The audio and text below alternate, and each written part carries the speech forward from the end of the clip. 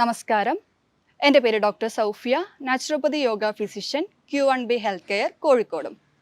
നാം എല്ലാവരും നമ്മുടെ ദൈനംദിന ജീവിതത്തിൽ നേരിടുന്ന ഒരു പ്രധാന പ്രശ്നമാണ് തലവേദന. പല ആൾക്കാരിലും പല രീതിയിലാണ് തലവേദന രൂപപ്പെടുന്നത്. അതിൽ പ്രധാനമായ ഒന്നാണ് മൈഗ്രെയിൻ. എന്താണ് മൈഗ്രെയിൻ? എന്തൊക്കെയാണ് കാരണങ്ങൾ? അവയിലുണ്ടാകുന്ന ലക്ഷണങ്ങൾ, എങ്ങനെ അതെല്ലാം ട്രീറ്റ് ചെയ്യാം എന്നുള്ളതാണ് നാം ഇന്ന് ഈ വീഡിയോയിൽ ഡിസ്കസ് ചെയ്യാൻ പോകുന്നത്. മൈഗ്രെയിൻ എന്നാൽ തലയുടെ ഏതെങ്കിലും ഒരു ഭാഗത്ത് അനുഭവപ്പെടുന്ന കുത്തുന്ന പോലത്തെ വേദനയോ അല്ലെങ്കിൽ പൾസിങ് സെൻസേഷനോ ആവാം. ഒരു മൈഗ്രെയിൻ പേഷ്യൻറ്റിന് മൈഗ്രെയിൻ ഉണ്ടാകുന്നതിന് മുമ്പ് തന്നെ അതിൻ്റെ ലക്ഷണങ്ങൾ കാണാറുണ്ട്. അതിൽ പ്രധാനമാണ് ഓറ. ഓറയിൽ തന്നെ വിഷ്വൽ ആണ് ഇവർക്ക് മെയിനായിട്ടും അഫക്റ്റ് ചെയ്യുന്നത്. വിഷ്വൽ എന്നാൽ കാഴ്ചശക്തിയെയാണ് ഇവർക്ക് മെയിനായിട്ടും അഫക്റ്റ് ചെയ്യുന്നത്. കാഴ്ചശക്തിയിലെ മങ്ങൽ, കാഴ്ചയിലുണ്ടാകുന്ന മങ്ങൽ, അതാണ് ഇവരിൽ കാണുന്ന പ്രധാനമായിട്ടുള്ള പ്രശ്നം. ചെറിയൊരു ശബ്ദം പോലും ഇവരുടെ ചെവിക്കുള്ളിൽ ഒരു വൈബ്രേഷൻ ഫീൽ ചെയ്യുന്നതായിട്ട് തോന്നിക്കുന്നു. ഇത് ഇവരിൽ കൂടുതലായിട്ടും അസ്വസ്ഥത ഉണ്ടാക്കാനും കാരണമാകുന്നു. ചില ആൾക്കാരിൽ മാത്രമാണ് ടേസ്റ്റിന് പ്രശ്നങ്ങൾ ഉണ്ടാകാറുള്ളത്. അതായത് നമ്മളൊരു ഫുഡ് കഴിക്കുമ്പോൾ അതിൻ്റെ ഒറിജിനൽ ടേസ്റ്റ് നമുക്ക് തിരിച്ചറിയാൻ പറ്റാത്ത അവസ്ഥ വരികയും ഫുഡിനോട് വെറുപ്പ് തോന്നുന്നതും ആയിട്ടുള്ള ഒരു അവസ്ഥയാണ് ഈ ആൾക്കാരിൽ കാണുന്നത്. രണ്ടാമതായി കാണുന്ന ലക്ഷണമാണ് അസിഡിറ്റി അല്ലെങ്കിൽ കോൺസ്റ്റിപ്പേഷൻ. ചില ആൾക്കാരിൽ എന്ത് ഫുഡ് കഴിച്ചാലും അസിഡിറ്റി രൂപപ്പെടുന്നതായിട്ട്, അതായത് പുളിച്ച തട്ടുന്നതായിട്ട് ഫീൽ ചെയ്യാറുണ്ട്. ചില ആൾക്കാരിൽ ഇത് കോൺസ്റ്റിപ്പേഷൻ ആവും. സ്ഥിരമായിട്ട് നോർമലായിട്ട് മോഷൻ പോകുന്ന ഒരാളിൽ പെട്ടെന്നായിട്ട് കോൺസ്റ്റിപ്പേഷൻ ഉണ്ടാകും, പ്രത്യേകിച്ച് ഒരു കാരണങ്ങൾ ഉണ്ടാകാതെ തന്നെ. മൂന്നാമതായി വരുന്നതാണ് റെസ്റ്റ്ലെസ്നെസ് അല്ലെങ്കിൽ പരവേശം. അത് ചില ആൾക്കാരിൽ മാത്രമാണ് കണ്ടുവരുന്നത്. ഇങ്ങനത്തെ സാഹചര്യങ്ങളിൽ അവർക്ക് ഒരു വർക്കിലോട്ടും കോൺസെൻട്രേറ്റ് ചെയ്യാൻ പറ്റാത്ത അവസ്ഥയും ഉറക്കം പോലും ശരിയാവാതെ വരികയും ചെയ്യുന്ന ഒരു അവസ്ഥയിലോട്ട് ഇവർ പോകും. ഇതൊക്കെയാണ് മൈഗ്രെയിൻ ഉണ്ടാകുന്നതിന് മുമ്പായിട്ട് വരുന്ന ലക്ഷണങ്ങൾ. പക്ഷേ മൈഗ്രെയിൻ ഉണ്ടായിക്കഴിഞ്ഞാൽ എന്തൊക്കെ ലക്ഷണങ്ങൾ ഉണ്ടാകുന്നതെന്ന് നമുക്കിനി നോക്കാം. അതിൽ മെയിനായിട്ടുള്ള ഒന്നാണ് തലയുടെ ഏതെങ്കിലും ഒരു ഭാഗത്ത് ഉണ്ടാകുന്ന വേദന. അത് ചിലപ്പോൾ നെറ്റിയുടെ ഒരു ഭാഗത്ത്, അതായത് റൈറ്റ് സൈഡോ ലെഫ്റ്റ് സൈഡോ ആവാം, അല്ലെങ്കിൽ വലത് കണ്ണിലോ ഇടത് കണ്ണിലോ ആവാം, സൈനസ് ഏരിയകളിലോ ആവാം, അല്ലെങ്കിൽ തലയുടെ പുറകിലായിട്ടുള്ള ഏതെങ്കിലും ഒരു വശത്തേട്ടും ഈ വേദന അനുഭവപ്പെടാറുണ്ട്. ചില ആൾക്കാരിൽ ഇത് കോമ്പിനേഷനായിട്ടും കാണാറുണ്ട്. അതായത് തലയുടെ വലത് ഭാഗത്തോ ഇടത് ഭാഗത്തോ ഉള്ള എല്ലാ ഏരിയയും ഈ വേദനയോ അല്ലെങ്കിൽ ഈ ഒരു പൾസേഷനോ രൂപപ്പെട്ടേക്കാം. രണ്ടാമതായി വരുന്ന ലക്ഷണമാണ് അസിഡിറ്റി അല്ലെങ്കിൽ കോൺസ്റ്റിപ്പേഷൻ. ഒരു മൈഗ്രെയിൻ പേഷ്യൻറ്റിന് മുൻപായിട്ടും ശേഷമായിട്ടും ഈ ഒരു ലക്ഷണങ്ങൾ കണ്ടുവരുന്നതായിട്ട് പൊതുവെ കാണാറുണ്ട്. മൂന്നാമതായി വരുന്നതാണ് നെക്ക് സ്റ്റിഫ്നെസ്.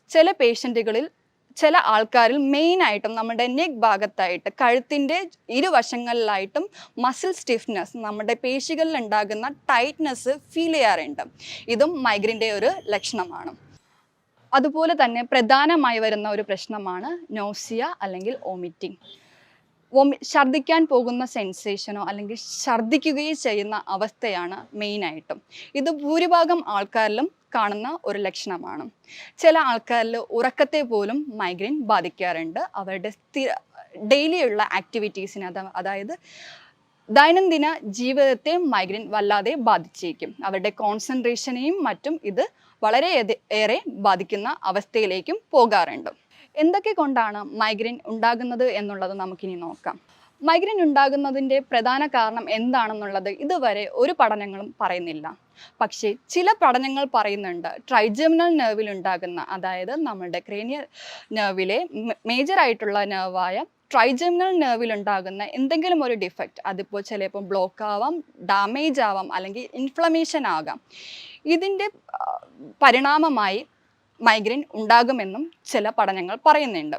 അതുപോലെ തന്നെ മറ്റ് ചില പഠനങ്ങൾ പറയുന്നുണ്ട് ബ്രെയിൻ പ്രൊഡ്യൂസ് ചെയ്യുന്ന ചില കെമിക്കൽസും മൈഗ്രെയിന് കാരണമാകുന്നുണ്ടെന്ന്. അതായത് ബ്രെയിൻ പ്രൊഡ്യൂസ് ചെയ്യുന്ന സെറട്ടോണിൻ, നൈട്രിക് ഓക്സൈഡ് പോലെയുള്ള ചില കെമിക്കൽസിൻ്റെ ഇംബാലൻസും മൈഗ്രെയിന് കാരണമാകുന്നു എന്ന് പറയാറുണ്ട്. എങ്ങനെയാണ് സെറട്ടോണിൻ മൈഗ്രെയിന് കാരണമാകുന്നത് എന്ന് നോക്കാം. എന്താണ് സെറട്ടോണിൻ എന്നുള്ളതും നോക്കാം. സെറട്ടോണിൻ നമ്മുടെ ആഹാരത്തിൽ കൂടെ നമ്മുടെ ഗട്ടിലേക്ക് ചെല്ലുന്ന ട്രിപ്റ്റോഫാൻ എന്നുള്ളൊരു കെമിക്കൽ എസൻഷ്യൽ അമിനോ ആസിഡുമായി ചേർന്ന് രൂപപ്പെടുന്ന ഒരു ഹോർമോണാണ് അല്ലെങ്കിൽ ഒരു കെമിക്കലാണ് സെറട്ടോണിൻ എന്ന് പറയുന്നത്.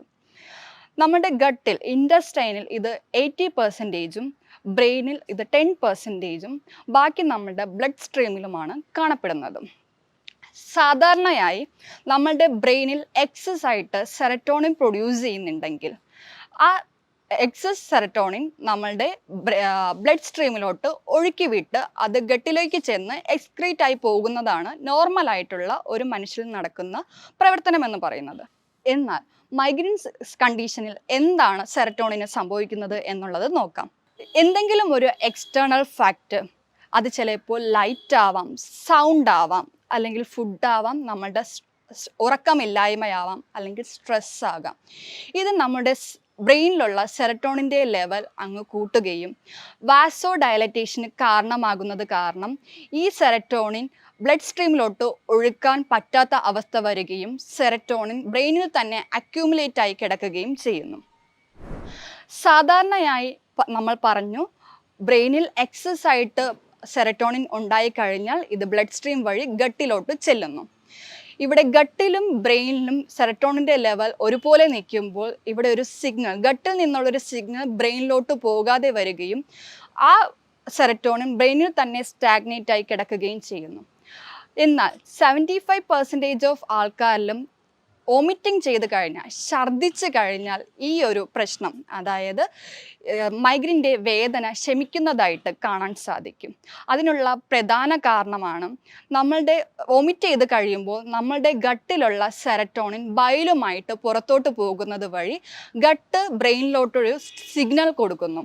എൻ്റെ വയറ്റിനുള്ളിൽ സെറട്ടോണിൻ്റെ അളവ് കുറവാണ്, എനിക്ക് കുറച്ച് സെറട്ടോണിൻ തായോ എന്നുള്ള രീതിയിൽ ആശയവിനിമയം നടത്തുന്നതിൻ്റെ ഫലമായിട്ട് ബ്രെയിൻ ബ്ലഡ് സ്ട്രീം വഴി സെറട്ടോണിനെ ഗട്ടിലോട്ട് പാസ് ചെയ്യിക്കുകയും ബ്രെയിനിൽ സെറട്ടോണിൻ്റെ ലെവൽ കുറയുന്നത് കാരണം പെയിൻ റിലീഫ് ആവുകയും ചെയ്യുന്നു. ഇതാണ് പൊതുവെയുള്ള ഒരു മെക്കാനിസം എന്ന് പറയുന്നത്. ഇത് കൂടാതെ, അതായത് സെറട്ടോണിൻ്റെ ഇംബാലൻസ്, ഇത് കൂടാതെ തന്നെ മറ്റ് ചില കാരണങ്ങളും മൈഗ്രെയിന് കാരണമാകുന്നുണ്ട്. അതിൽ പ്രധാനമാണ് ഗട്ടിലുണ്ടാകുന്ന ഇഷ്യൂ. ഗട്ടിലുണ്ടാകുന്ന എച്ച് പൈലോറി ബാക്ടീരിയ മൈഗ്രെയിൻ ഉണ്ടാകുന്നതിനുള്ള ഒരു റീസൺ ആണെന്ന് ചില സ്റ്റഡീസ് പറയുന്നുണ്ട്.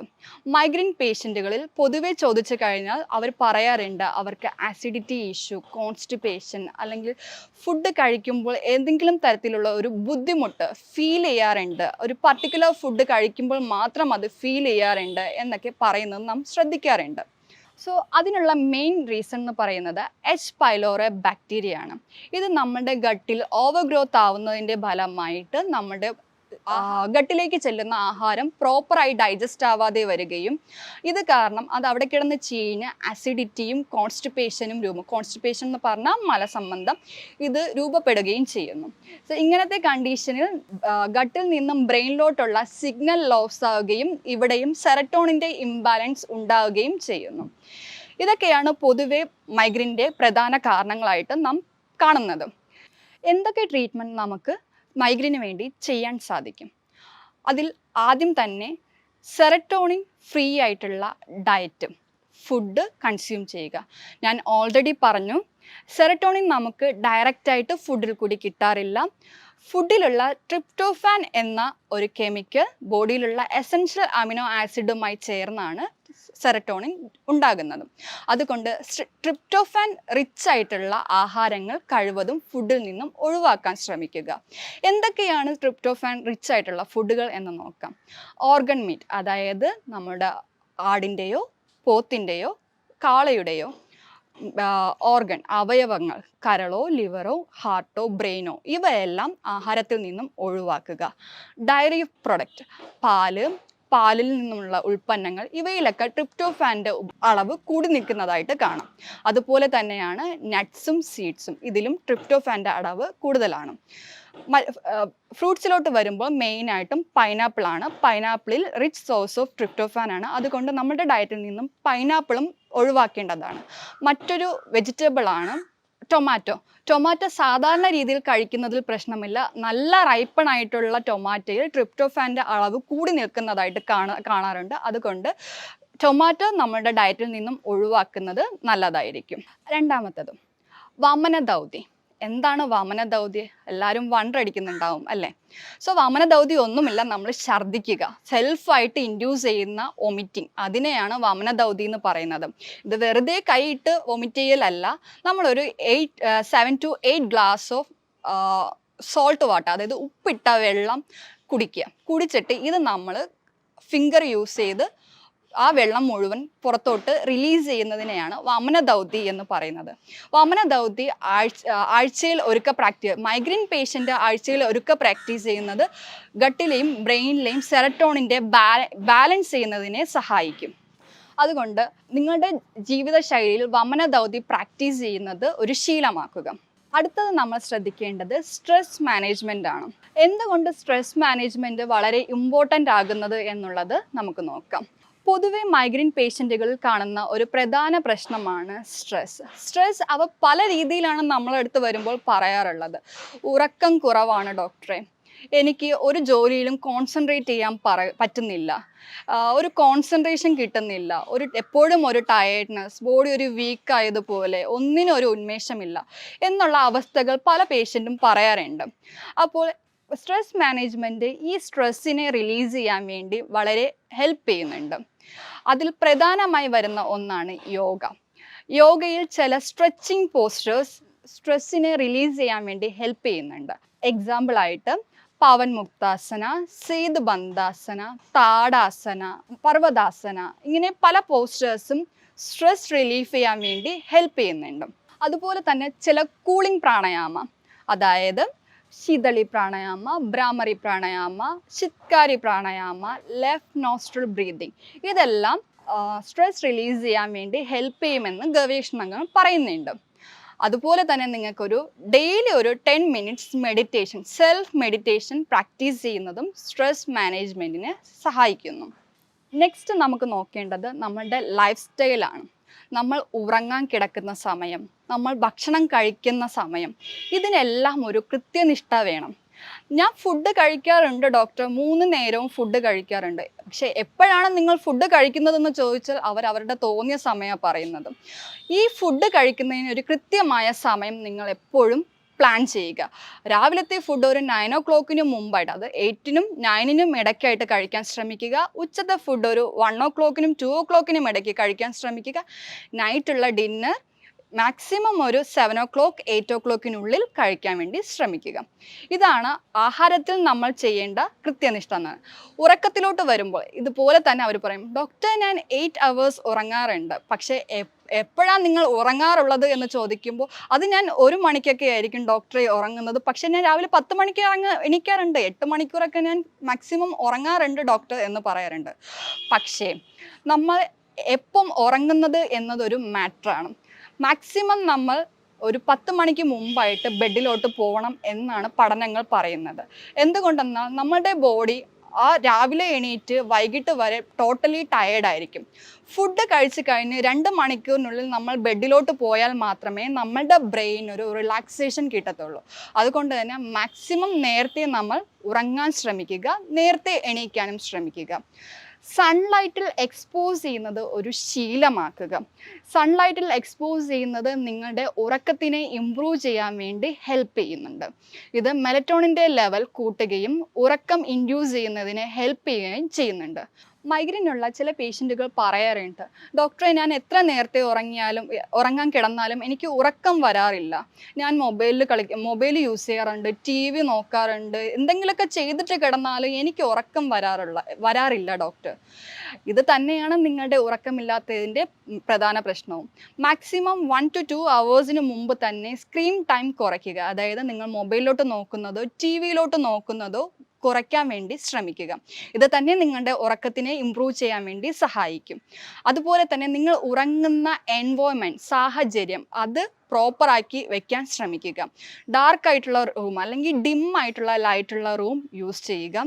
സൗണ്ട് ഫ്രീ ആയിട്ടുള്ള, അതായത് ശബ്ദങ്ങൾ കുറവായിട്ടുള്ള ഒരു ഏരിയയിലായിരിക്കണം നിങ്ങൾ വിശ്രമിക്കാൻ കിടക്കേണ്ടത്.